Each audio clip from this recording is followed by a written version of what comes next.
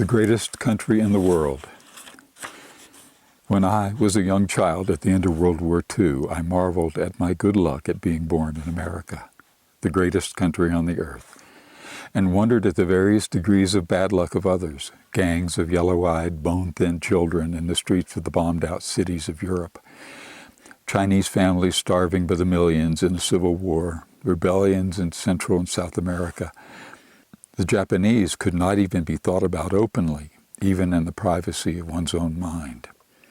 Photographs in the great magazines of the greatest country supplied my pre-literate mind, and I had very big ears, both figuratively and literally.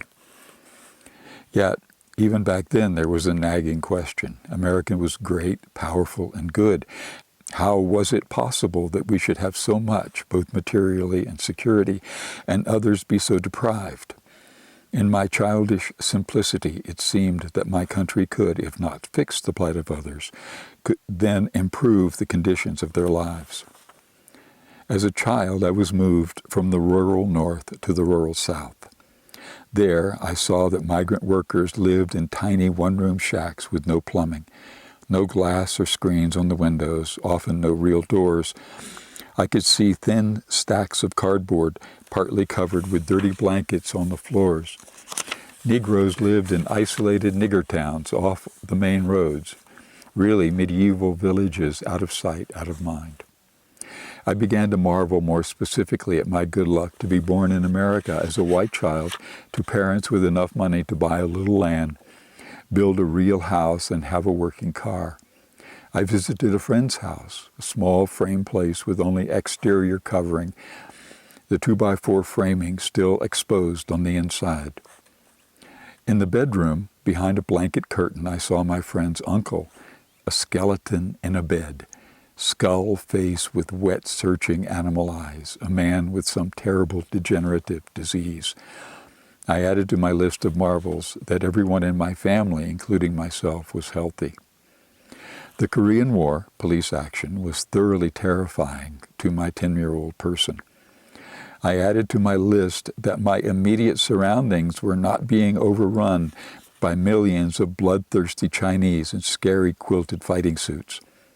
At about the same time, the sanctity and security of my American, white, lower-middle-class, healthy, not in a war zone life began to be challenged by the Russian communists, who could, and perhaps wanted, to deliver and drop atomic bombs on my grade school. I felt completely outclassed by atomic bombs. That famous aerial photo of Hiroshima, after, would dance up in my mind, and I would search it for something that looked like my schoolyard. Yet even with all these things going on, the paradoxes of my safety and ease of life compared to those skinny farmers in India, their stick children trying to hide behind their stick mother, or the little naked children of a Central American jungle village.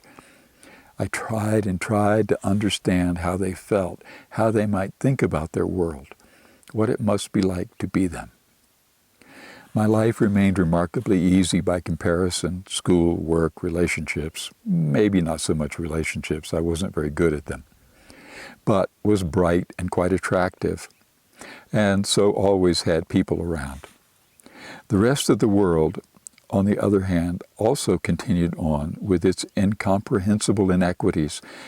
Vietnam, South Africa, Central and South America, the Congo, and 100 other places where human life was not recognized to be of any particular value by the powers that be.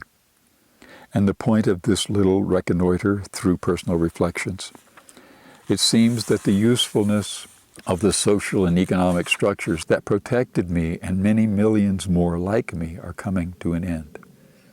I have come to understand that never was the normalcy of my life experience normal. It was a hiatus from the normal, lived out in the momentum of a previous time. The experience of Korean villagers driven from their homes by war was normal. The Aboriginal displaced from ancestral lands, pick your country, was normal. The little 400-square-foot apartment with 7 people and just barely enough food was normal.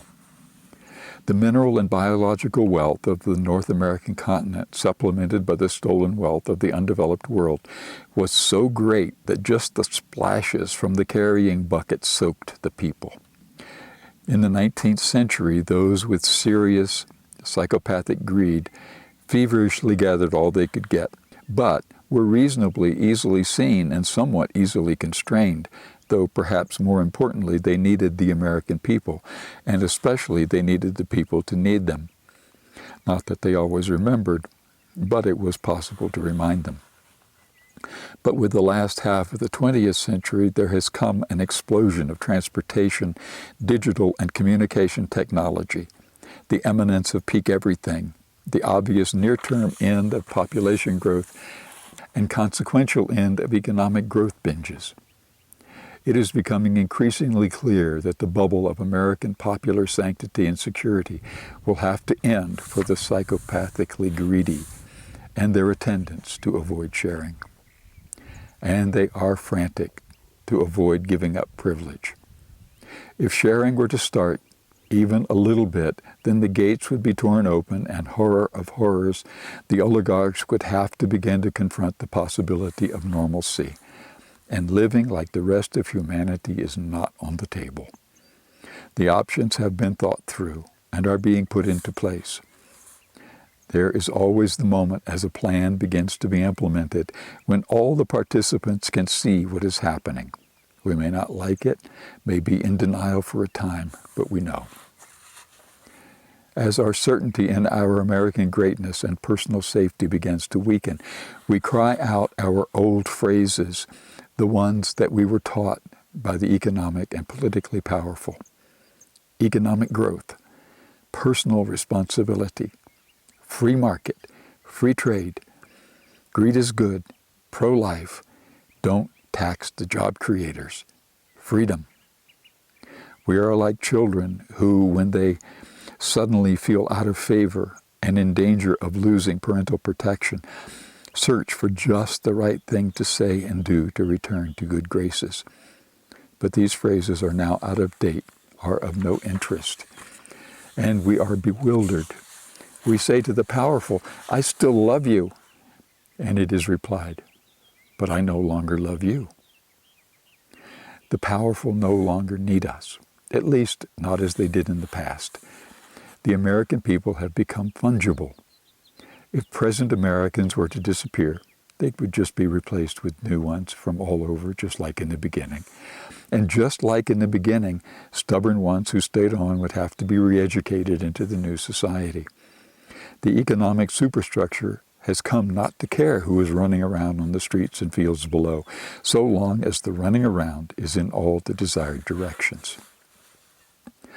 The good cop, bad cop routine of the Democratic Republican Party proves that the people cannot yet be completely ignored, but the time is getting closer when we, common folk in general, will have experiences like the people of Chile, Argentina, China, Kenya, Iraq, Egypt, and dozens of other places where the plutocracy doesn't feel the need to hide their intentions.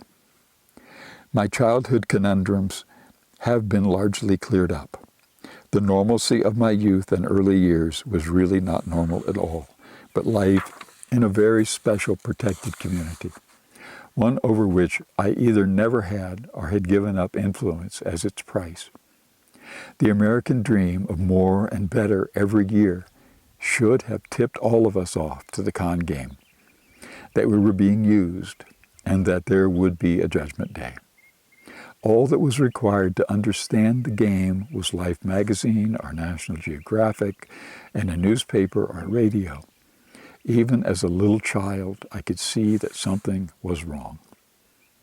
There is still the opportunity to remake this place where we live, this country, not into the country that used to be, that was and is a lie, but into something more real. There is still great power in the people, great energy when the TV and internet is turned off. There are ideas and many millions of available man-hours.